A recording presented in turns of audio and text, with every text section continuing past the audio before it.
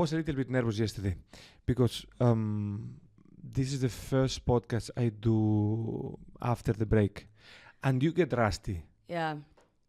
And on top of that, I'm doing this fasting thing, and I don't trust myself too much when I'm not, let's say, properly nourished. But I think I'm actually getting the hold of it.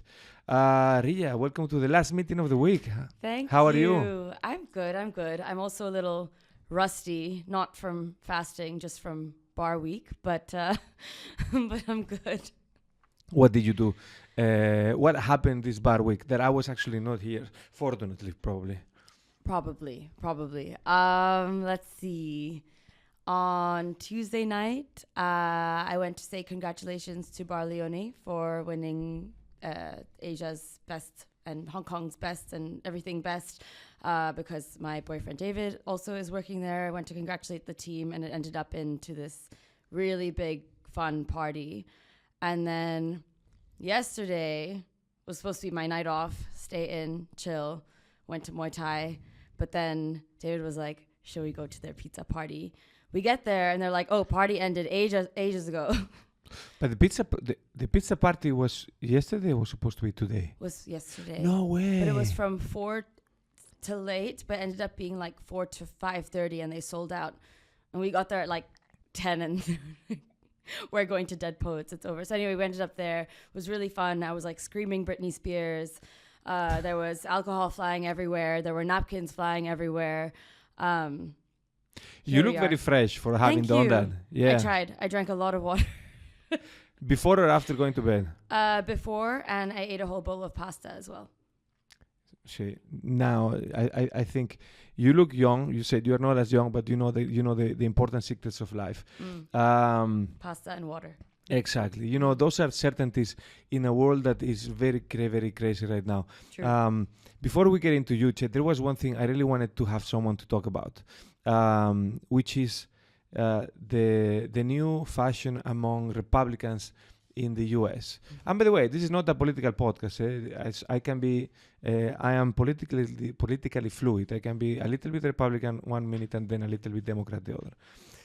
But I don't know what I feel about the new bandage type of fashion. So, have you read the news this morning? So no, I woke up and came here. I'll break it. Barely. I'll break it up to you. You know how Donald Trump got shot the other day? No? Oh, yeah. I did see this. Yes. You did see the bandage fashion. Yes. Like everyone wearing a bandage. Yeah. Wow, that's. I have to say, if the world was a TV series, you would think screenwriters are just on psilocybin all the time. The world basically is a TV series at this point, especially the US, in my opinion. I mean, again, I'm not. Wait, am I allowed to swear on this podcast? You can say whatever. Great. Yeah. All the shit that's going on, but I'm not trying to like also shit on the US. I mean, I lived there for a few years for university, but right now it's a complete meme. Like, I feel like this whole thing, and I try to stay as out of it as I can, as much like I see what I see, but I don't actively seek out too much news because I will spiral. Yes, I think I share that type of love dash perplexity with the US. I lived in the US for a couple of years. And whereabouts were you? So I spent 8th grade in Palmdale, it's LA County, but back into the desert. Know, far from all of the fancy and fanciness and fashion walks. And then the second time, which was even more interesting, was my junior year in high school in Lincoln, Nebraska. Oh wow! Yeah, that was actually super cool. Yeah. To be frank, it's actually counterintuitive, but for me the coolest experience was to actually experience the real America, the Central America, and that's why when Donald Trump won, I was not surprised because I knew that America. To be frank. I'm more surprised about how things again have gotten this meme type of personality, and it's funny because before I moved to America, I was actually heavily anti-American, as many Europeans are. We think we are better than everyone. Then I was just in Italy, and the first piece of graffiti I saw in Florence was "Yankee Go Home." well, Like, we've been doing that for decades. Yes. yeah. Then I moved to the US, and I have to say I converted. Like I saw the good side of the coin of the US. So I cannot hate the US anymore, but I'm just like, my eyes are open like this. Yeah. Like, is this happening? Every day gets a little bit crazier and crazier. Yeah. You have one guy who the other day called Zelensky Putin.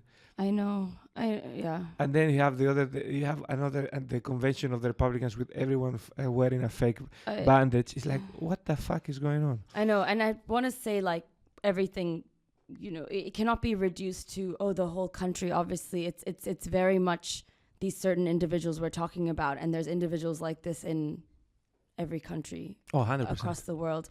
But it's just also like the way it's media, and also just how absolutely bizarre. I mean, to have two presidential candidates like on worldwide TV debating their golf skills. I mean, I can't. Like, I can't. I have to say, it was funny. Like, you need to be cynical if you want to keep some notion of mental health. You need to be very cynical in this time and age. Yeah, I don't know what to say. That's why I avoid the news for the most part. It's a very privileged, thing to do, to be like, I choose to sometimes be a little bit ignorant, because if there's something I know that's out of my control and it's going to just affect my mental health poorly and I can't do anything about it. Because if I can do something about it, that's when I feel good. But if I can't do anything about it and it makes me upset, I'm just going to go downhill. I don't think it's privilege. I just think it's smart. I do it all the time. Like when I go on holidays, I do two things. I refrain from having coffee and reading news. Wow. And I relax, because otherwise, newspapers are designed to make you angry. Yeah. So at one point, you just need to say F it, or you just become cynical, like I am becoming. In which part of the US did you live? I was in Philadelphia. All so right. My university was there. What did you study there? I studied communications. I focused on gender. And I minored in fine art and Chinese. Okay. At the time, everyone was like, that doesn't make any sense. These are three random things. But to me, it always really connected based on what I was interested in from high school. And I was also a little bit lost, and communications felt like I only concentrated in gender way later. But when I started, it seemed like a broad enough subject with areas I had multiple interests in, versus, pretty much everyone around me wanted to do finance. It was a very finance-driven school. It's actually where Donald Trump went to school. Really? Yeah. Well, there is. I didn't mean to make such a great connection with him in this podcast. All right. Why Philadelphia for you? No reason other than the school was there. The school is called University of Pennsylvania, and basically I was at school here, German Swiss, and it became increasingly clear in my final years of school that I'm a strong academic student. I love art. I loved creating art. It was my sanctuary and the thing that I loved to do most. But I think between the teachers and external forces, they were like, you shouldn't go to art school because you're not going to make a career out of art. Let's be real. So, go to a normal school and then you can always do art on the side. And that's basically what happened. I applied early to this one. I was going to apply to 10 others, but I got into this one early. And so that's just where I ended up going. And I wanted something that had a good art program, a good liberal arts program. And I didn't know what I was going to study until I had to declare it in my second year. That's a very honest declaration. No one does, to be frank. You are extremely eclectic in many ways. Is it by design or by chance? Because the going to college in the US is kind of understandable. There are many Indian origin in Hong Kong. Yeah. So that happens. But then, uniting everything with the German school in the middle, it's something that's unique. What happened there? That all of that was honestly not. I didn't choose it necessarily. I mean, my parents, I guess, applied me to the German school. I think when I was born, because all these schools are very difficult. I don't know the system. I mean, thank goodness, but it seems like it's a very difficult process. And basically, Hong Kong, I was born pre-handover, and Hong Kong is such a transient place, and I think they didn't know if they're going to stay in Hong Kong or move somewhere else, and they wanted me to be in a British system. So if we were to move anywhere, I'll be in a similar kind of education system. I think that's basically the thought process, and so I just ended up in the British or in the international stream of the German school. So I did learn German for 13 years. Wow, you still speak? Only if I have, like, if I meet someone drunk and they speak German, then I will. Then it'll just come out, Yeah, that's very weird. I studied only 4 years German, and I was supposed to have a very decent level, and then it vanished like by magic. If I Sollen wir Deutsch sprechen? a little bit, but the thing is this: if you say something, I kind of understand. If I watch a film, I know the topic of the conversation, maybe not what they say. If I read something, I know a few words. Yeah, I am just unable to generate any phrases. Yeah, I don't know why. So all of these, let's say, different influences. What is the end result? Because I am very curious on when we talk about someone, and I was reading also that reference they made to you in the Cathay Pacific magazine and in other publications, and they speak about all of this, let's say, anographic data about you. But what is the end result? Who are you as really when it comes to reading, food, music, hobbies? What is Riya behind all of those, let's say, passport data? Sure, yeah, it's a good question. And my immediate answer is, I would say, a very confused person. And I think only recently, in many aspects of my life, I've taken that confusion to be not a negative kind of liability, but a positive quality to me. So it's kind of spinning it on its head and realizing I have a lot to be grateful for as a result of these kind of mergings of cultures. So I have the Indian part. My parents are Indian. I am Indian by, I guess, nationality. I've never lived there. I go usually, well, less now, but as a kid, I would go once a year, see my family there. Although I have family all over the world, Singapore, the US, all over. I'm forgetting all the countries, but anyways. And then, so the Indian part, I think the biggest part was at home, the unspoken kind of cultural things, whether it is not just the food, not just kind of learning bits of the language, but it's kind of like, okay, as Indians, like, we do this with our family or this with our friends, including, I would say, and this is, not to assign any blame or negativity, but I would say this also very much influences what I do with my work today, in terms of realizing way later what it was like, not just to be a woman, but an Indian woman, but also have this outside perspective and Western perspective too. And then obviously in school, I had so much international influence. I mean, I had Dutch friends, American friends, Chinese, just a whole mix, and got to experience, I guess, how they were parented and how they were living their lives versus how I was. And just, that was very interesting. And then going to the US was a big culture shock for me. So it was interesting, like, this is quite a prestigious university, you're expected to put in a lot of work academically. And the thing is that maybe it was me and how I am, but also how schooling was here. But I was really quite good at studying. I loved it and I did well. But socially, I was like, oh my God. I also didn't go out here before going to university, I wasn't like a party person. I also wasn't allowed to. And getting there was really like, wow, okay, frat life, kind of what you're expected to do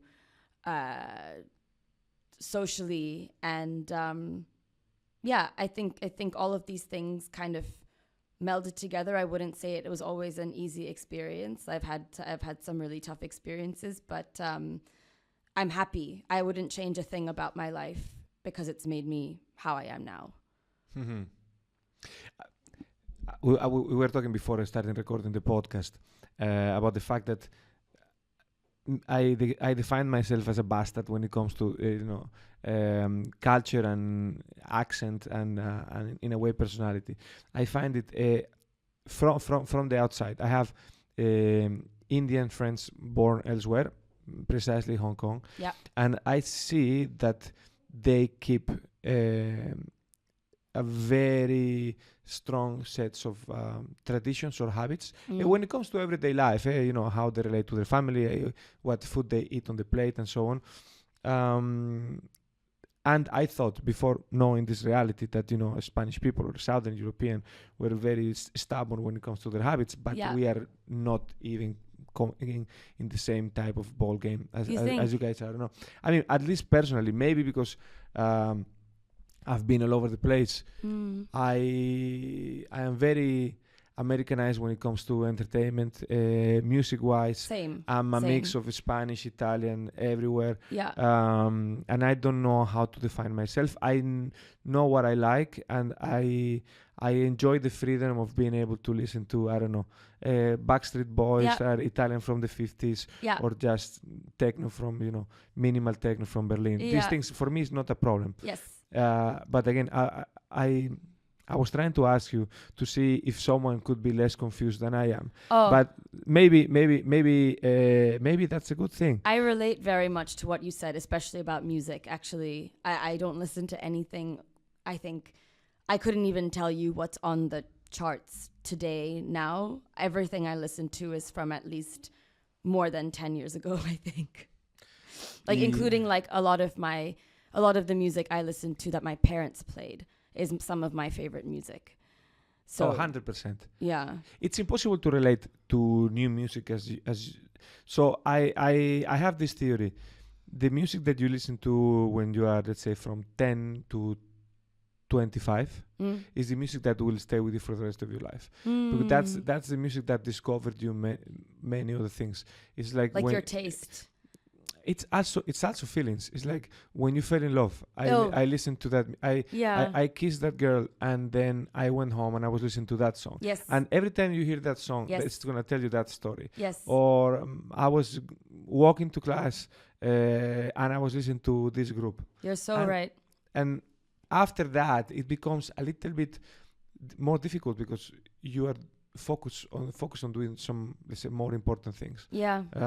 Job, taking care of your kids, paying the bills, worrying about whether there's going to be World War III or whatever. When you're a kid, your mind is free, no? So you can do that. It's very interesting. Going back to you. You mentioned that most of your friends are in finance, and it makes sense. Growing up, it makes sense that being from Hong Kong University, yeah. Hong Kong seems, from my point of view, as a double-edged sword for an artist, because on one side you have a lot of exposure, and on the other side it's a very tough place to be if you don't make good dough. And every artist, they don't start being millionaires, by the way. Do you think that the city, with all of the change that has gone through, is still attractive for artists, especially with the reach of internet and everything that you can do from wherever you are in the world? Attractive in the sense that if there was someone outside Hong Kong asking me, should I come to Hong Kong and be an artist, I would say no. Okay. I would say I'm very lucky that I've been here since, and I've now been a full-time artist for 6 years. Before that, I guess it was a side hustle, and I'm lucky with how it's gone for me. I cannot say everyone that is an artist here has, and there's things obviously that I am unhappy with, and like everyone in their life, they have things that they would like to change or improve. But I am feeling very fortunate as compared to how I felt maybe a couple of years ago when I was starting out, and I was thinking, oh, maybe if I lived in Brooklyn, like where I see all these other artists I aspired to be, that's where they got their start, and I would, have a faster career trajectory or whatever. It depends on how you define success. And I think I started to realize that I have to define success my way. What do I view as being a successful artist, and what are my goals? And then I started to realize I'm in a very good place here. It's almost like, I'm not saying I'm a big fish in a small pond, but I would be a very, very, very small fish, I think, somewhere like Brooklyn or the places I used to think where there are more artists, because there are fewer artists here because it is more difficult. And so there also is that chance to get more exposure, I guess, if you are one of those artists that kind of fights their way through or whatever it is. Yes, I think you see it from a point of view, because you are. I don't feel that you're the type of person that will define yourself as being very talented, but from my point of view, you do very cool stuff, and not everyone does really cool stuff. But no, I get what you're saying. How do you find success? If you following with what you were saying, I think my definition of success has really, really changed in the last maybe year. I don't know.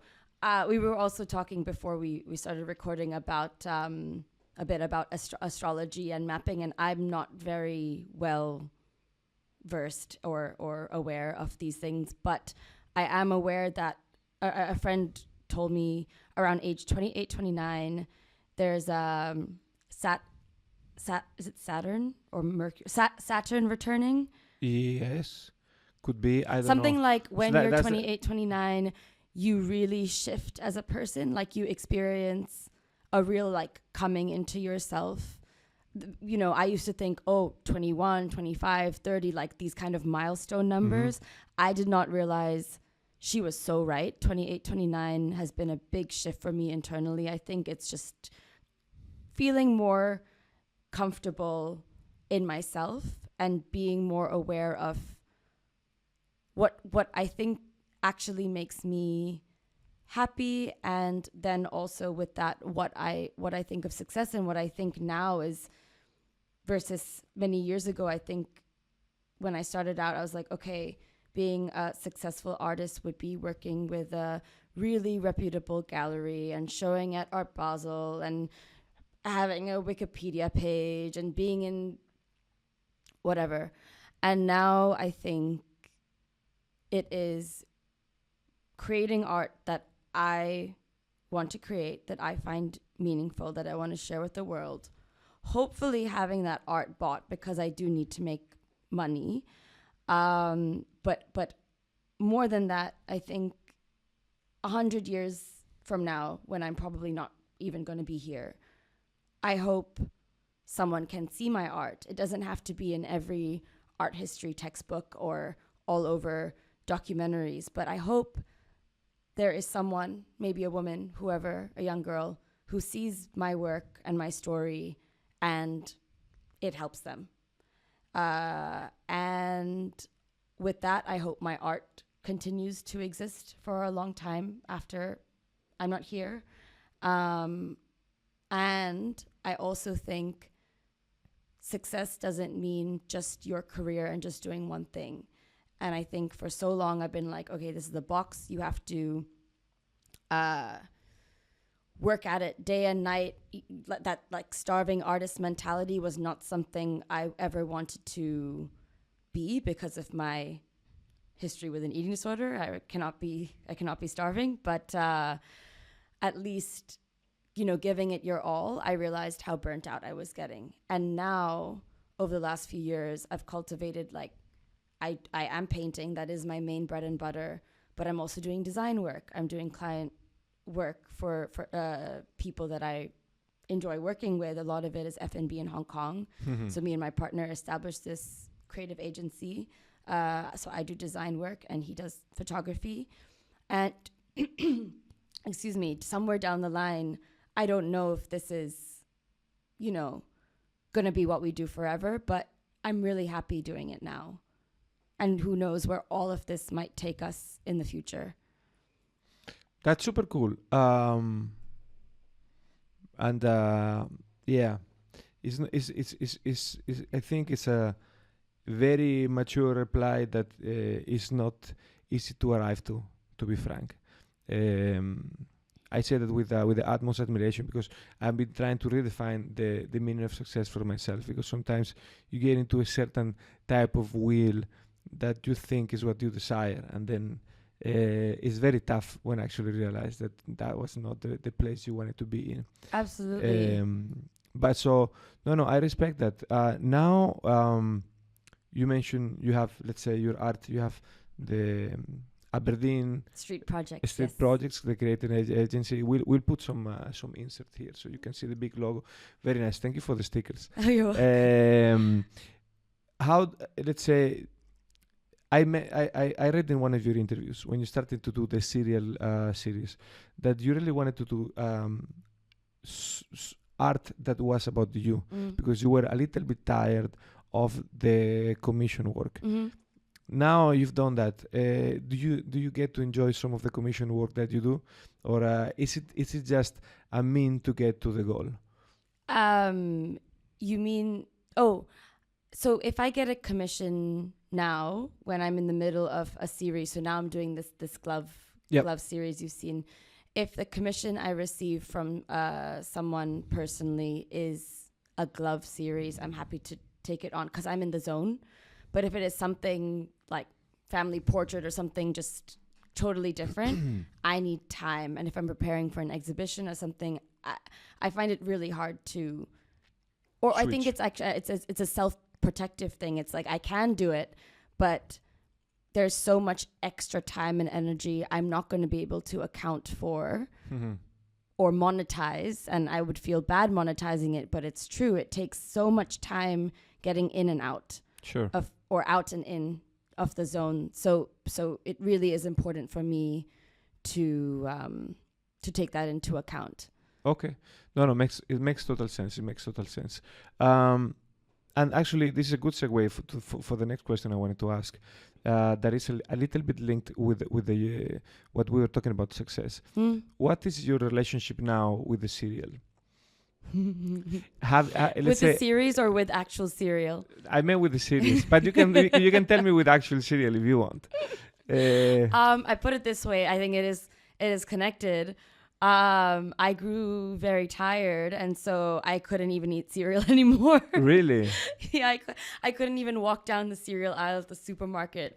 Now I can. It's been a year since I stopped the series, but I have to say, after 3 years of doing it, I really juiced all I could juice out of it, I think. And that's why my relationship with it's really complicated, I think, because I'm very, very, very happy that people response-wise, they really like the series. Yes. It's a wonderful thing for people to tell you how much they love it and they want it and they want the prints and when are you making more and all of that. It's wonderful.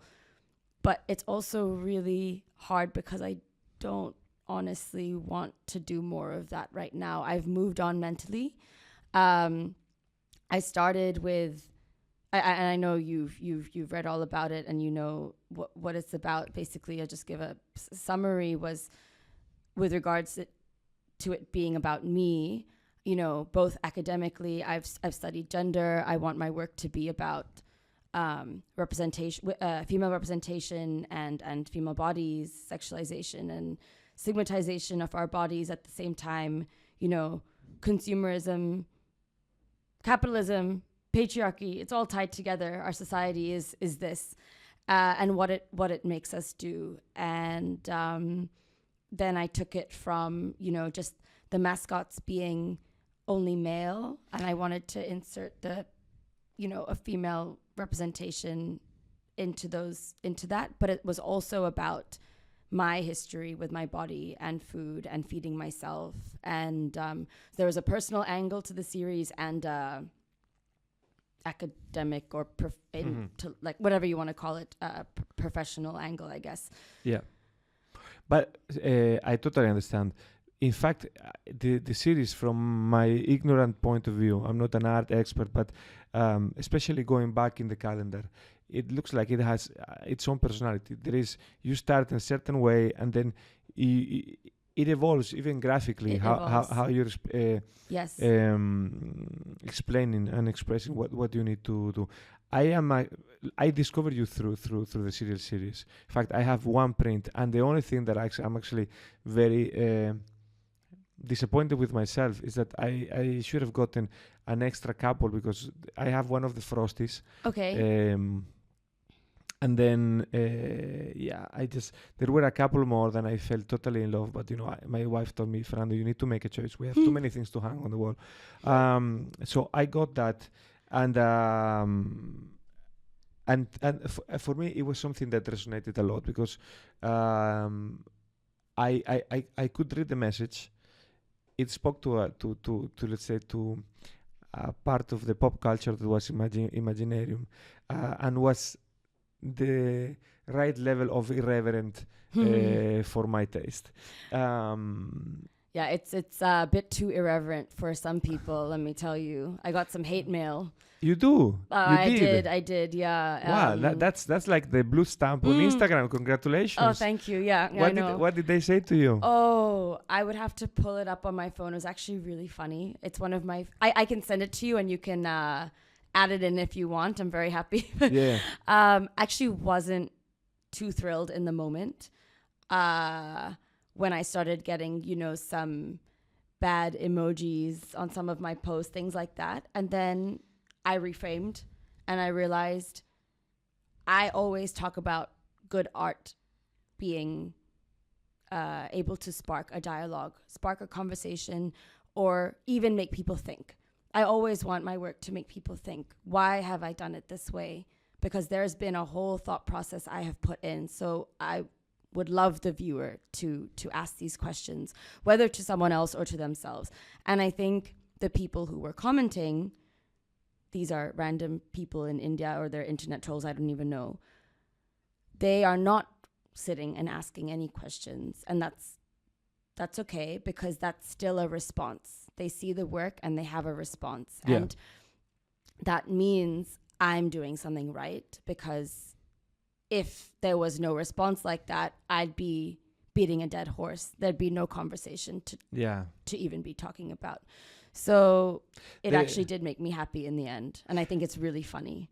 It is really funny. And there is this apocryph saying by Don Quixote to Sancho Panza, saying, Sancho, the dogs are barking, it means we're walking forward. So I think it's totally right. However, the level of, let's say, the message in the serial series is very graphic. But in my opinion, the message in the Glove series is way more profound, even though it may not be as evident as in the serial. And actually, when I discovered you through the serial, then I found out about the first prints you did. Actually, it was before the last Art Central. It was one of the first prints. You have 3 prints with the glove in a black background. Yes. Yes. David took those actually for me. Yeah. So kudos to David, because that's also in my wall beneath the serial, and I am so interested in that how to say protest that you do of a woman being so precious when they're a bride, and so, let's say, functional when they become a wife. Do you think that people are understanding it as much as they did with the serial?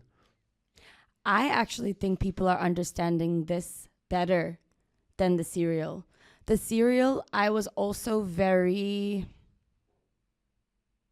what's the word I'm looking for?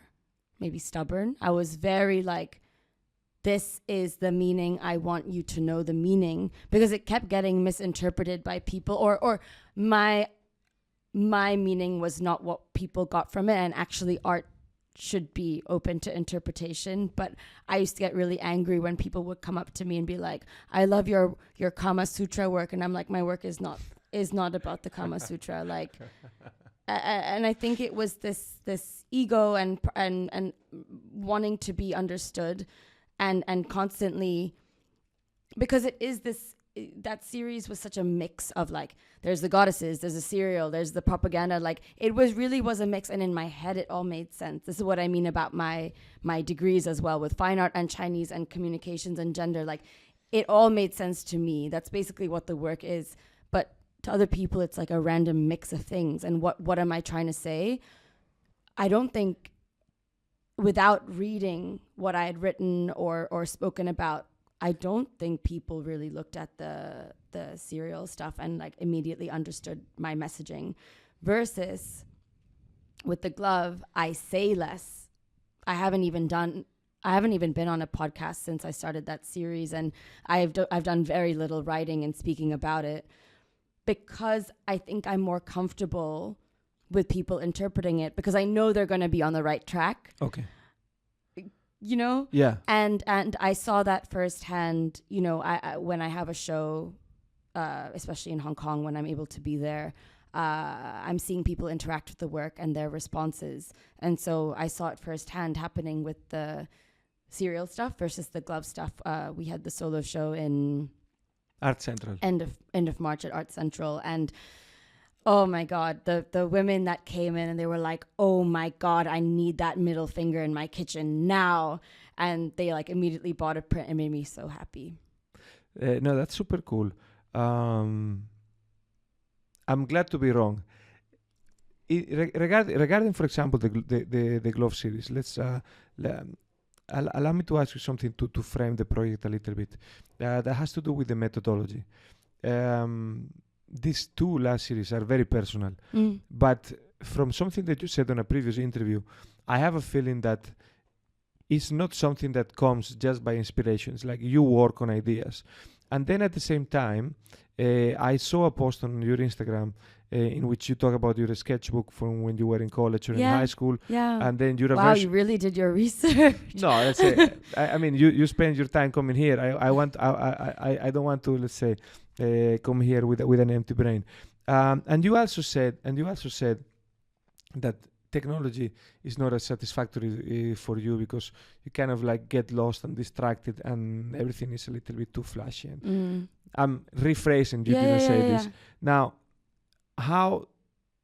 This is, let's say, the prelude to ask you, how is your creative methodology when it comes to coming up with a concept, with ideas? How do you arrive to saying, okay, I'm going to focus on this and I'm going to express myself through this code, through this language? Yeah.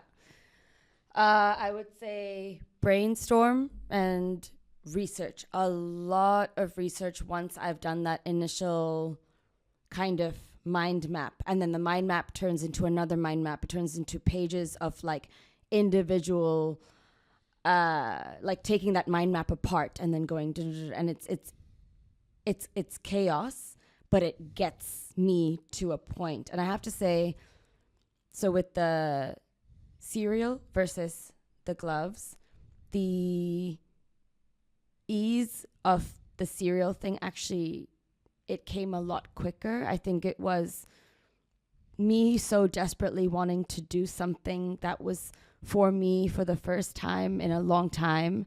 And it was born out of a conversation with a very close friend. And she said, you know, when I think of you, I think of a little kid. I think of children's cereal. I think of Sesame Street. Like, you love these things. And I love that you haven't let those parts of your childhood go.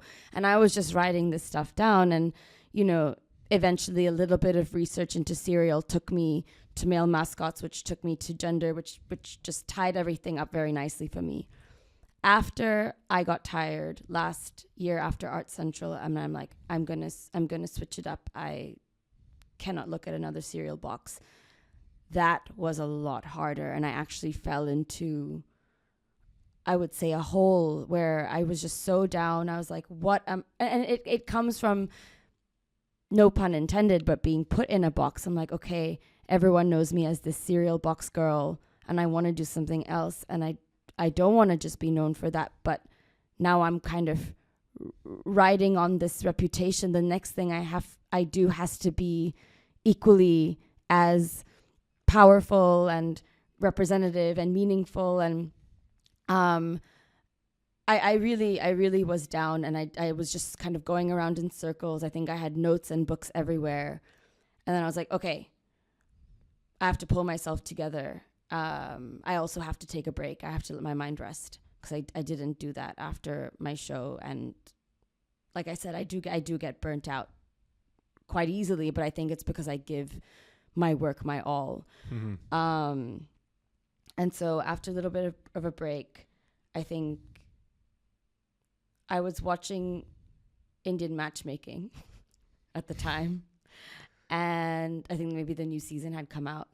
And I was thinking also, what is the key theme of the serial series that I want to continue? What is it that I have, what I want to hold on to? And it was stigma, societal stigma about things relating to gender. And I basically arrived at stigma around not being married.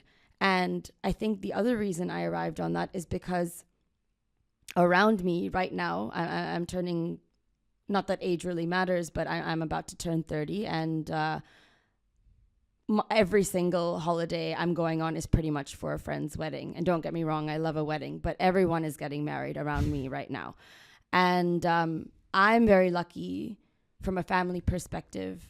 I don't have anyone pressuring me. I'm also I've been in a very long relationship I think people have just, and they also know me, and they know I will yell at them if they ask me.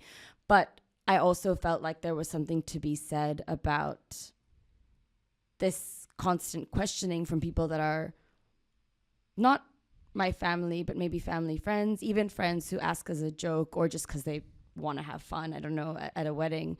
But it's like, how come you're always asked, even though I'm in a relationship, even though I'm, I have a job, I have a life, I have a home, all of these things.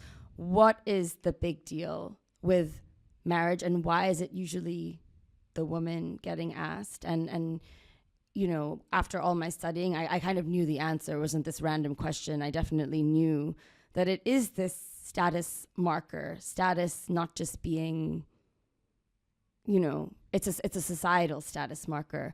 And so that's where I started. And eventually I must have thought about Indian weddings and mainly the henna.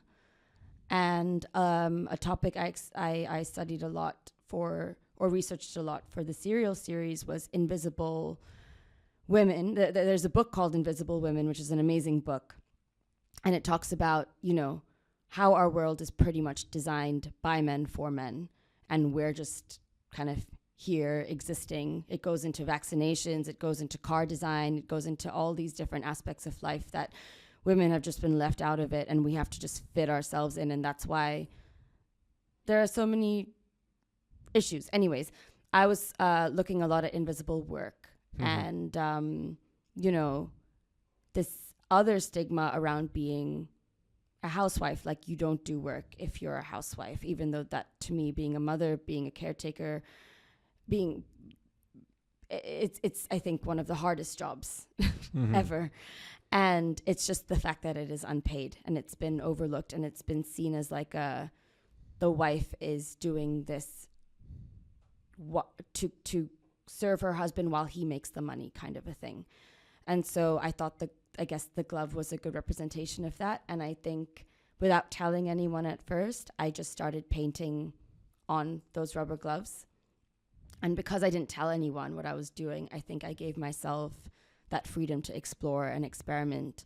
And then I was really happy with the results. And I still didn't know exactly what I was going to do with these gloves, but I'd really wanted to try oil painting, and I'd never done it before. And I'm not trained in it. I had only been working with acrylic and mixed media before. And so I just went out and bought some materials and watched some YouTube videos. And although sometimes I do wish I had formal training, I'm also really happy I got to just try a medium out for myself and develop with it and kind of learn with it and notice myself improving. So that's been really nice. That is super. I didn't want to interrupt because you were saying, let's say, it would have been very impolite and very stupid because that piece only was extremely interesting to listen to. But good, because I go on random rambles a lot. So please stop me. But there is one thing I wanted to ask you. Probably the least important thing, because I feel like just to go into the gender inequality topic, we would need another 4 hours. Probably. But there is one little, let's say, one factor that you mentioned twice already today, which is, and I have it written here, so it was about to come up sooner or later, which is the gender of the mascot of the cereal. And I honestly ask you, because I have no idea. I tried to think to myself, why is that? And I'm sure you thought about it long and hard. Why do you think that companies use male mascot? It doesn't make any sense for me.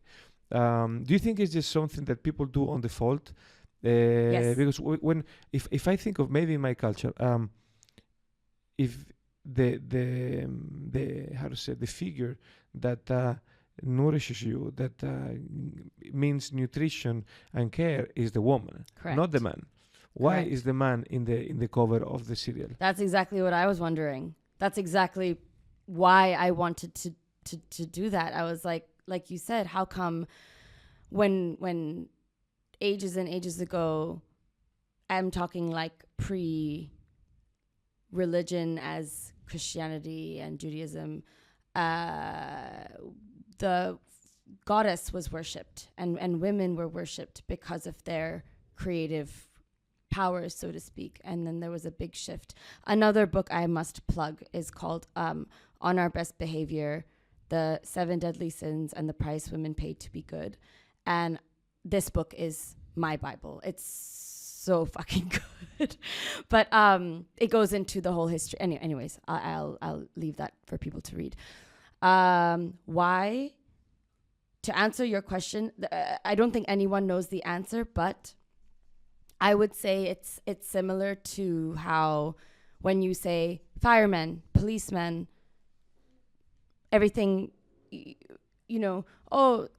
someone is coming over today to fix the computer. Oh, tell him we have a default of men in our society. I think that A, could be a reason, but B, and this is a complete hypothetical kind of thing. I don't know. I really don't know if it's true or what's going on. But in my communication studies, we also did some looking at the psychology behind like commercials, and then in the case of cereal boxes, the angle of the eyes in the mascots is angled perfectly to meet a child's eye in the aisle and establish through that eye contact trust and connection with the mascot.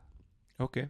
So, you have this kid with the box that they want to have from the cereal because they've made a connection with it at the store, and then they're sitting with it every day at the table and playing the games on the back and everything. And that's how you build this bond. Yes. Yeah. And it is true that, let's say, that we might have something there. Yeah. I don't think it answers your question about why they're male. I think it's the other way around, where it's like, oh, the effects of it being male must have, there must be effects of it, but I don't know the answer. And that's your question is the same question I asked. There might be something there. Maybe we just keep it for one time. We grab a beer because there might be a line of thought there of maybe the kid. There is a different relationship between kids and the mothers and kids and the fathers. Yeah. But this is just neurology. Where, I read about this very recently. Let's say the reason why a baby girl releases oxytocin in her brain when she's 2, 3, 4 Yeah. with the father is totally different from the reason why it releases oxytocin with the mother. Whoa. With the mother, it has to do more with cuddles and more with let's say being close in a more affectionate way. With the father, it's more about playing games, about having fun. And in fact, I'm experiencing that way more with my daughter, because my daughter is, I mean, and I don't blame her. My wife is awesome, but is more loving towards her mom. And when I tried to, she was tiny. No, so sorry. It's okay. I tell everyone to shut my phone. And my phone is there, but I got the call here. Anyway, sorry about this. It's okay. So when I was trying to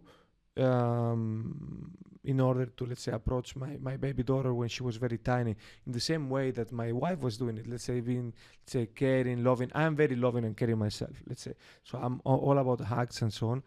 It didn't have the same effect. But when I play with her, it's a totally different story. Like maybe the relationship between that figure and the kids is different. It's very interesting. It's all very interesting. I leave a note because I want to talk more about that. I wanted to keep it short, but I haven't been able to do it. However, there is one thing I want to ask you about. And it has to be also a little bit about gender and about your life. About your life with Muay Thai. Oh yeah. When did you start, and how did it help you build your persona? So as I mentioned briefly, and I didn't go into it because I know you've listened to and read things about me before, but essentially in university I developed a bad eating disorder, which I think came a lot from feeling like I didn't have purpose, which relates to the whole feeling lost thing. As in, the time I developed it, I was very lost. But also because I'd always been very type A, very control freak, very perfectionistic. And I mean that, like, perfectionism covers up for an insecurity where you don't feel like you're enough. And essentially that's how I felt for a lot of my life. And I don't know where that comes from, honestly. It was just such a deep core belief, and a lot of it is societal for sure. And that's also what I wanted to put into my work. But anyways, develop eating disorder. I don't know, for people listening, how familiar they are with them. I had no idea I had what I had. I thought anorexia is this thing that people get to be because they're vain, because they want to be thin and look like a model in the magazine, and that's it. And I was not that. I was always a small person. I didn't really think too much about my body. I didn't think I was an attractive person, but I didn't have kind of a body image struggle. It became about control for me and using a number. So like I was measuring my worth with grades, like getting an A, B, C. Same for the weight. It was this number is telling me if I am doing good enough. And seeing it drop means my work is working, so to speak. And it was the same for exercise. So I would be controlling my food and I would be controlling my exercise. It was, I guess, an exercise disorder as well. And I would just go and run, and on a treadmill, you get all these numbers, distance, speed, time, calories. There's all these metrics to measure yourself. And I was in competition with myself. I had to either meet the same thing every time or do better than last time. And basically, when I was so this was my second year. In my last year, or what was supposed to be my last year, the university's hospital told me I had to leave university. I'm about to die from a heart attack. And, I was 21 at my 12-year-old weight. It was not good. It was really not good. And I was very reluctant. I was like, I don't want to leave. I'm, doing well in school. Please let me graduate. I'll be fine. And they said, no. And it ended up being the best thing for me, of course, to go to this treatment center and not just feed myself or be fed with a lot of food, but also a lot of therapy and get on track. I mean, I'm not saying I was fixed after that, and I don't think mentally anyone can just be fixed forever when they've gone through something like that. It's a constant working on yourself. But when I came out of it, obviously I want to exercise, I want to move, but I do not want to do anything that will cause a relapse or trigger a response in me. So I had to say goodbye to the treadmill and pretty much to the gym. And I wanted to do something that made me feel strong, not just physically, but mentally as well. And I came back to Hong Kong. I had to take a year off school. And so I joined, it wasn't ClassPass, but something like that. And I was just trying different exercise classes around Hong Kong, some yoga, some this, whatever. And I stumbled upon this gym, very no frills, Thai boxing gym. It's called Sipinyo. And this is in 2016. And I still go there today. And I guess it's been 8 years. And I don't do it for a fight. I don't do it to fight. I don't do it to be competitive. I don't want to spar. I do it for myself as a release and to feel strong. And I hope I never stop. It feels amazing every time. I think it's good for the soul, as you mentioned. It's good for being able to defend oneself, but it is very good for the soul. I have very little time between my travels, but there is this release in my brain when I go to the heavy bag and I just spend there 20 minutes. If you do 1 hour, it's better, but it's something, it teaches you a lot of things about yourself. It teaches you a lot of principles that are always positive for anyone to live, male, female, the discipline and the humility of knowing that, even though sometimes you put a lot of effort into one thing, there is always someone that can kick your ass. Yeah. And in case of women in particular, if we get to know each other outside this podcast, and I hope we will get a chance, because I'm liking this conversation very much, and Likewise. we cannot do the podcast for 5 hours. You will learn that I'm a little bit of, let's say, an unorthodox person when it comes to looking at life. I cannot say that I'm not anti-feminist from any angle. I'm not maybe the traditional mainstream feminist, but there is one thing that I care a lot about, which is, let's say, that especially the women that are in my life, they're safe and they can take care of themselves and so on. Especially having a little girl, the objective when you're a father is to give the tools to that little entity to defend herself and be autonomous when she grows up. That's awesome. And that's why she's not even foreign. She's been doing taekwondo for a bit. Amazing. And some of my friends look at me like, Fernando, why are you so violent? I'm like, by the way, number one, you have never seen a 3-year-old class taekwondo. It's totally chaos. It has nothing to do with martial arts. Too cute. but second, I think it's super good that women are able to defend themselves, because sometimes people say, no, Fernando, you cannot solve violence with violence. Yes, but it helps. Let's say... it's also a mental thing. It's not about necessarily, look, I feel lucky every day to live in Hong Kong, where... It's super safe.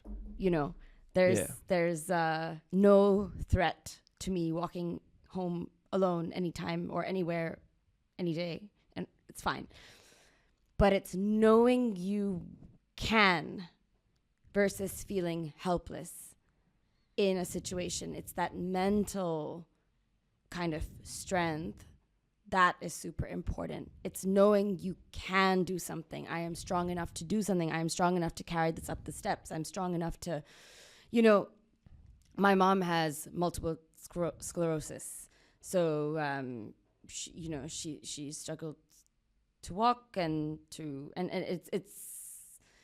it's horrible because she's a very talented artist, and it's difficult for her to write and draw and everything the same way as she used to be able to. But sometimes I think I forget, because she's such a positive person, that she can't do some of the things I can. And it makes me obviously feel very grateful, but also it makes me feel really sad also, because sometimes I'm like, now she's a bit older. She's my mom, she's older than me. She wasn't raised maybe with the same perspective of like, I can. So that's just what I think. Mindset is a big percentage of what we do. 100%. Yeah. 100%. I think you have a very strong one. I enjoyed this conversation a lot. I'm very sorry. I promise you to keep it short. I think we went over the hour mark. You don't have to be sorry to me. I don't have to be sorry to people listening. But look, I loved it. No, I enjoyed a lot. I was looking, since I bought the prints, I was looking to do this podcast, so I'm happy we made it happen. Me too. Since it's your episode, I leave you the last words of the episode. Tell everyone what you're doing, where they can find you, what are your next steps, or just tell them to go to enjoy the weekend or F themselves if you want.